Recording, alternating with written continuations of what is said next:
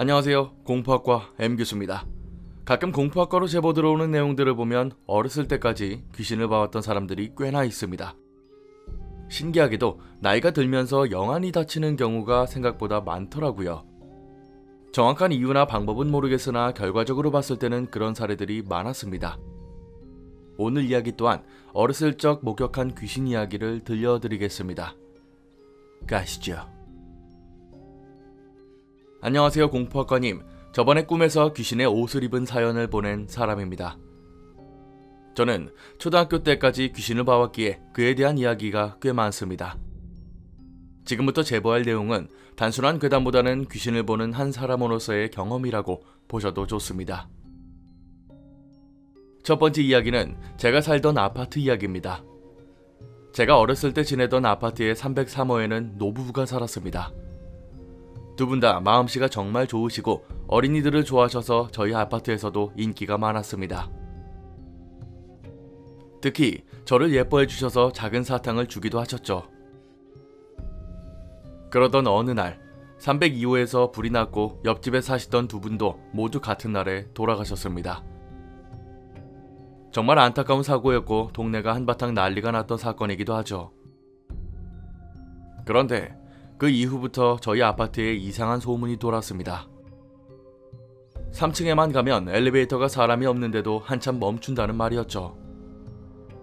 그런 소문이 돌기 시작하자 할머니 할아버지께서 아직도 2층에 계신다고 생각하셨는지 엘리베이터 앞에 이웃들이 제사 음식을 조금 놓아두셨다고 하더라고요.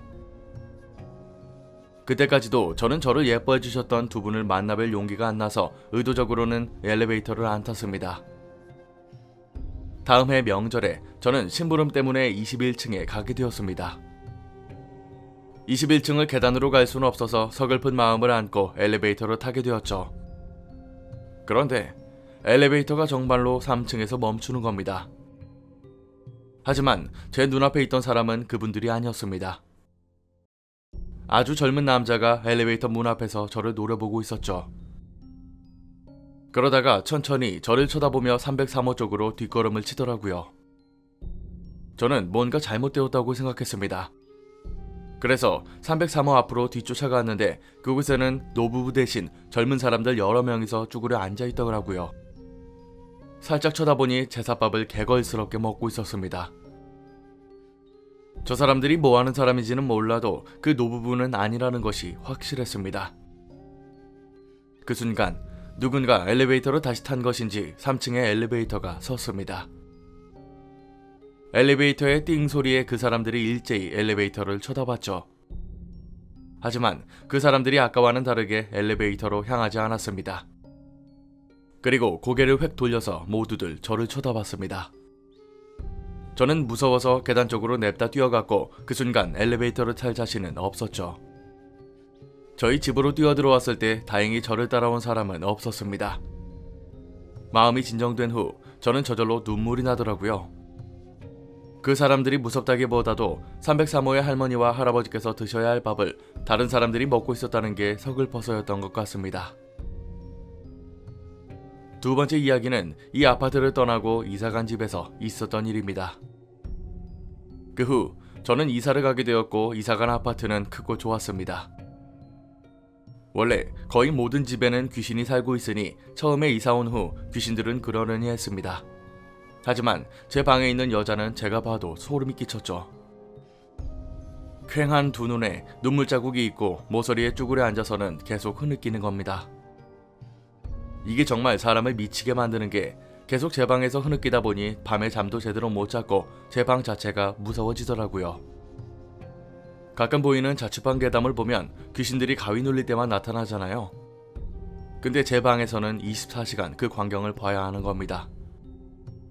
울다가 앙상한 두 손으로 바닥을 긁기도 하고 갑자기 소리를 지르다가 악을 쓰고는 목쉰 소리로 뭐라뭐라 말을 하고 이러다가는 못 살겠다 싶어서 인터넷 카페에 제 사연을 올렸는데 나이 공개 때문에 당시 초등학생이어서 주작처럼 보였나 봅니다. 그 정도로 힘들면 엄마한테 말하고 무당한테나 가라 식의 말이 많았는데 그전에도 귀신이 보인다고 말했더니 심리상담소를 가게 되었어서 사실상 불가능했습니다. 자꾸 귀신이 보이면 소금을 뿌리면 된다고 해서 소금도 숨겨놨고요. 아무튼 저는 그 귀신과 같이 살게 되었습니다. 제 방이 너무나도 싫어서 부모님께서 주무시면 화장실로 가서 쪽잠을 자고 아침이 되어 알람 소리가 들리면 괜히 양치하는 척을 하는 삶을 살게 되었습니다. 계속 그런 식으로 살게 되니까 초등학생임에도 불구하고 머리카락이 빠지기 시작했습니다. 한 번 빗으면 뭉텅이로 빠지는 수준까지요. 그 사실을 숨기기 위해서 머리를 아주 짧게 자르게 되었습니다. 하지만 머리를 자른 건 정말 잘못된 선택이었죠. 제 방에 그 여자가 저를 보고 지연아 라며 달려들기 시작했습니다. 당연하지만 제 이름은 지연이가 아니고요. 그리고 제 앞에 서서 뭐라 웅얼거리는데 엄마라는 말은 이상하게도 똑똑히 들렸습니다. 그 여자는 더 이상 방에서 웅크리지 않았습니다. 오히려 집에만 들어오면 저를 따라다녔죠. 더 이상 울지는 않았지만 소름 끼치는 숨소리가 제 귀 옆에서 들리곤 했습니다. 그리고 제일 무서운 건 밤이었습니다. 제가 침대에 눕든 화장실에 눕든 자려고만 하면 제 옆에서 쭈그려 앉아 계속 말을 했습니다. 워낙 가까이서 이야기를 하니까 아무리 웅얼거려도 말이 다 들리더라고요. 그 여자는 묘하게 이상한 말을 문맥 없이 했습니다. 예를 들면 지연아, 엄마 물고기 날아갔어. 행복한 생활. 나는 갈 거야. 이런 식으로. 제가 계속 안 보이는 척을 하고 부모님 방에서 자려고 하니까 저에게 집착을 하기 시작했습니다. 저희 엄마를 보고 쌍년이니 저를 납치했다느니 엄마만 보면 발작을 하고 고래고래 소리를 질렀죠. 결국에는 일이 터졌습니다. 밤에 엄마의 팔을 그 더러운 손으로 벅벅 긁더라고요. 제가 제 방에서 잠을 청해도 마찬가지였습니다. 저랑 엄마가 만나기만 해도 팔을 잡고 늘어졌습니다. 전현이 내 자식을 뺏어갔어 라고 말하면서요. 사실 제가 그 여자의 자식인 게 말이 안 되는 게 연극활동 소품으로 가발을 쓰면 못 알아보더라고요. 그리고는 그 자리에 앉아 다시 흐느끼며 악을 썼습니다. 그 여자가 엄마의 팔을 계속 긁었더니 엄마의 팔에 알러지가 생겼죠.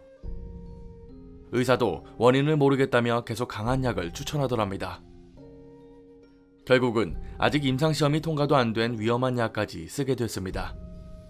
엄마 팔에 알러지가 너무 심해져서 부모님께서는 혹시 집이 더러운가 싶어서 결국 이사를 가게 됐고요. 속으로는 정말 기쁘면서도 혹시 따라오는 게 아닌가 걱정되었지만 다행히 따라오지는 않았습니다. 엄마의 알러지도 이사간 지 한 달 되어서 씻은 듯이 나았죠. 이 외에도 많은 이야기가 있는데 분량상 여기서 마치도록 하겠습니다. 솔직히 첫 번째 이야기는 읽을만 했는데 두 번째 이야기는 너무 소름 끼치는데요. 집안에 저런 귀신이 있는데 버티고 있는 것도 참 대단한 것 같습니다. 부모님께 아예 말을 못하신 건지 어린 나이에 잠도 제대로 못 자고 머리가 다 빠질 정도로 시달린 걸 보면 많이 안타깝습니다. 예전에 귀신이 입던 옷 사연 또한 굉장히 무서웠는데 다른 이야기들도 마찬가지네요.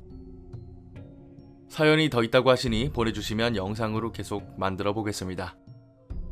오늘 강의는 여기까지입니다. 재밌게 봐주셨다면 공포학과에 입학 부탁드립니다. 공포학과 M교수였습니다.